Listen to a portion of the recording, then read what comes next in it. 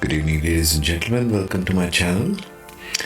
Yet again, I present to you Narcissist and Empath dynamic, but now we are going Nakshatra by Nakshatra, since the flavors of narcissism and empathy vary between these nakshatras. Nakshatras seems to sort of color the attitude and color the preferences by planets being the dispositors as well as nakshatra providing that edge. Okay, now we are in this 1-7 axis, the standard 1-7 axis reversed. That means Rahu in Swati. Last time we did Chitra, but now Rahu is in Swati, Ketu is in Ashwini, or the other side, Rahu can be in Swati and Ketu can be in Bharani.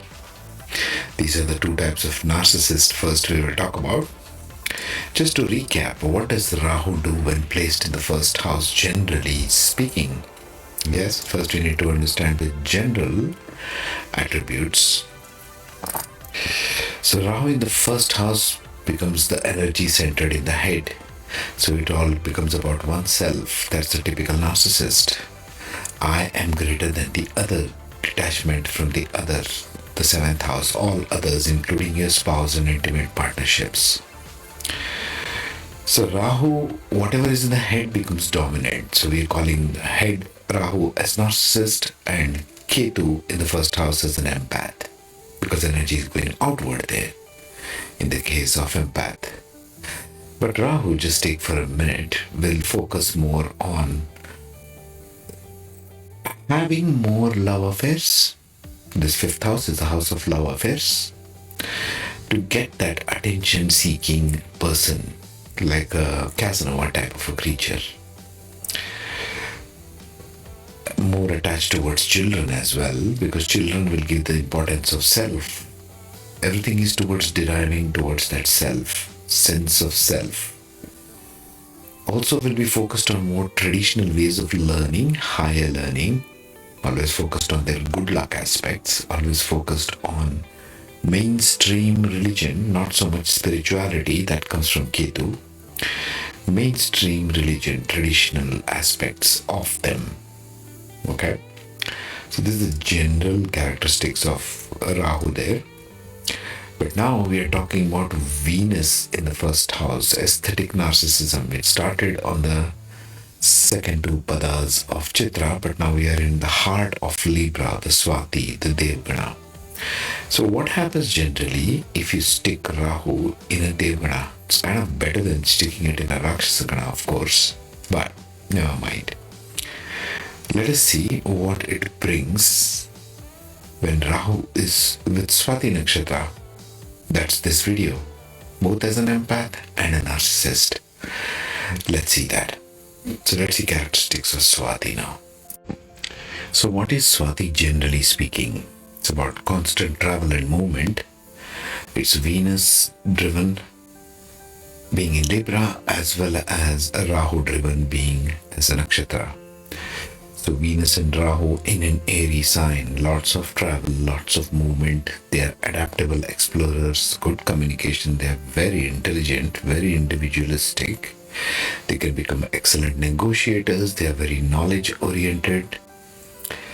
They lack a little patience really, but they have discipline and they hate confrontation and conflicts. They are born diplomats, Swati. Inner strength is their life lesson is individuality needs solitude for perfection to discover new territory. Swati wants to discover new territory, but it needs that isolation to do that. That's the general theme. Now, if you stick in Rahu in the first house in Swati, it provides a flavor of aesthetic narcissism.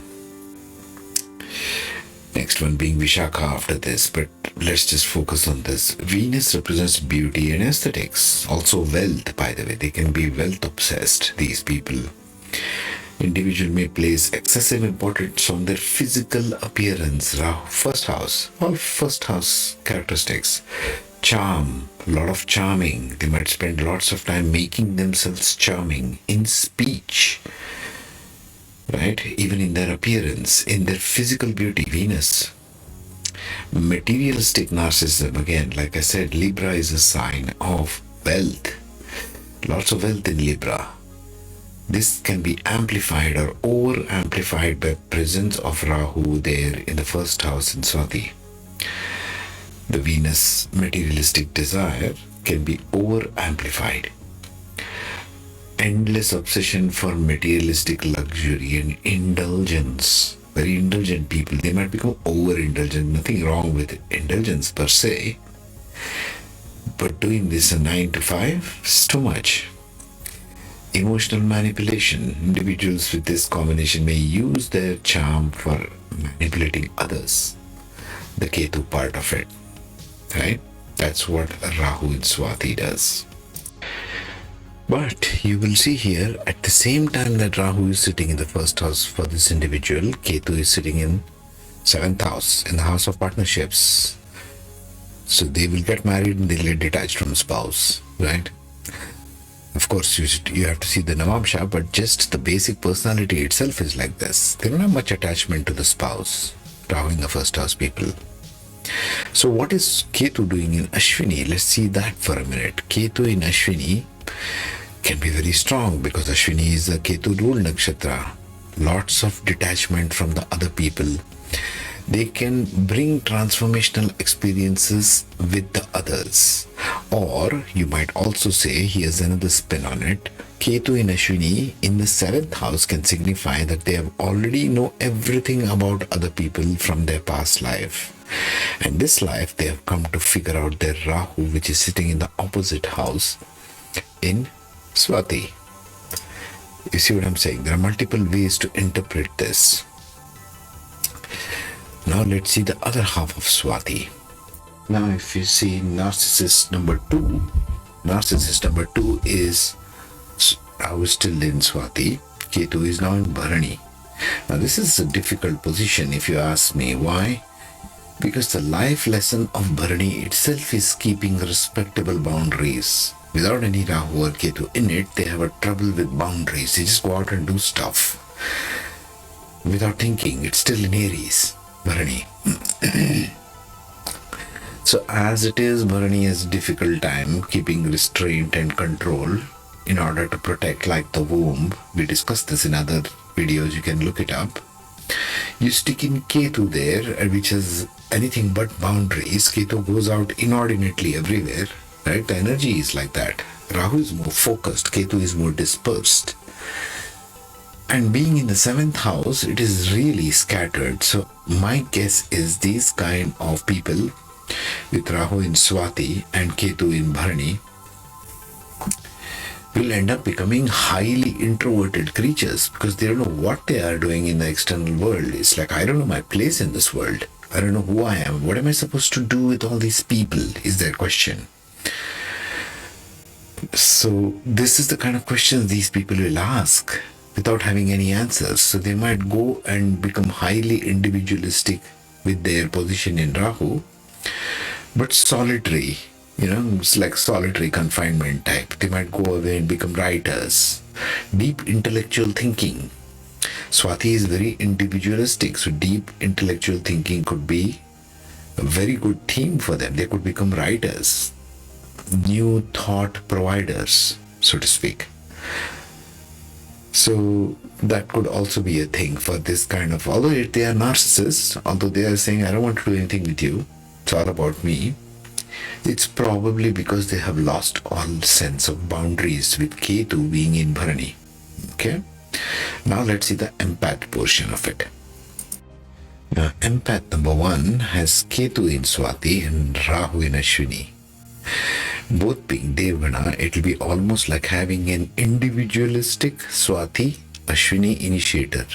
Very individualistic type initiators of things, not necessarily finishing it or even follow through, but great initiators these people can be. Individual thought is already conquered. Ketu is there. Ketu is conquered territory from past life. These kind of empaths can bring that individualistic perspective like nobody can, because Ashwini is sitting in, Rahu is in Ashwini. It's most individualistic. in nature. So that is being amplified. Let's go back to the slide of Rahu to understand that. But before that, empath number 2 is Swati, Ketu, and Rahu in Bharani. So let's see what Swati in Ketu brings. These people bring all the independence and self-reliance, the quest for knowledge, simplicity and adaptability, interest in healing and balance, all these things. Such people will bring in from past life. Ketu is past life. Anybody, all empaths who are sitting with Ketu in the first house have a lot of conquered territory of self from past lives. Just make that a rule for you to understand. Okay? You come in with a lot of. Let's just examine the Venus in relation to Ketu in the first house. Being in Swati, it's an individualist, yes, and Ketu brings a lot of liberalistic thought, not spiritual, not religious, more spiritual angle, more liberalistic, and more detached towards children, less attached to romantic gestures, so to speak. They know all about this from their past life. So they can make them really good, individualistic, compassionate healers, counselors, and so on, right? Because there's a lot of mental energy, airy sign, Libra. So, and Venus is there, so you're seeing it from a Venusian angle, so to speak. They have very compassionate interaction in relationships, being in Ashwini.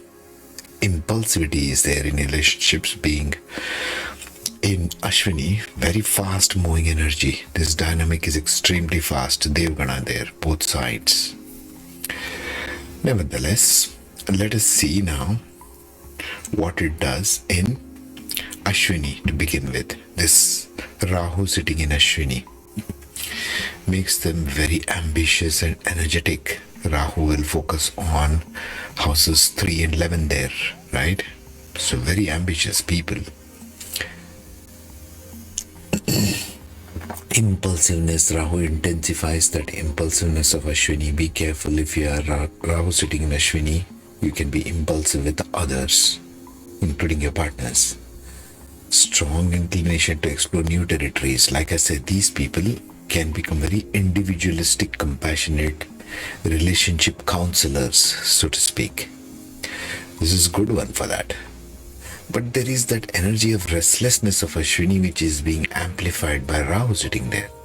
Very independent thinkers with what's going on. Because so the empath number 2, the individualistic thought is there in Swati, but now it is focused on Bharani. How does that differ from the previous guy? Let's just see. Bharani themes are passionately driven. There is a strong sexual energy in that. There is a lot of creativity. There's a lot of thing for fighting for social causes and social reformers that can be amplified by Rahu sitting there. These guys can become strong on social causes, definitely so. Strong focus on children, not so much, because Ketu is sitting in the first house, but social causes, being the others, Rahu sitting there, might become that. Social causes of children, perhaps. But the problem or the difference, not the problem really, nothing is a problem. The difference between Rahu in Ashwini and Rahu in Bharani in the 7th house for these kind of empaths is these people might get too sexual and sensual in nature. This might become a huge distraction because it is sitting in the 7th house and in Bharani, which is already having a very sexual energy to it, right? So this gives a very strong sexual aspect. They might get deviated to this. They might have heightened interest in exploring their own sensuality because Rahu is sitting there. However, Ketu being in the first house can bring that if they choose to consciously cultivate. That's the key word here. If they choose to become ambitious and engage in transformative ability that they do possess, and become good relationship counselors, because they understand that sexual energy very well in an individualistic fashion. Ketu is still in the first house, if you remember.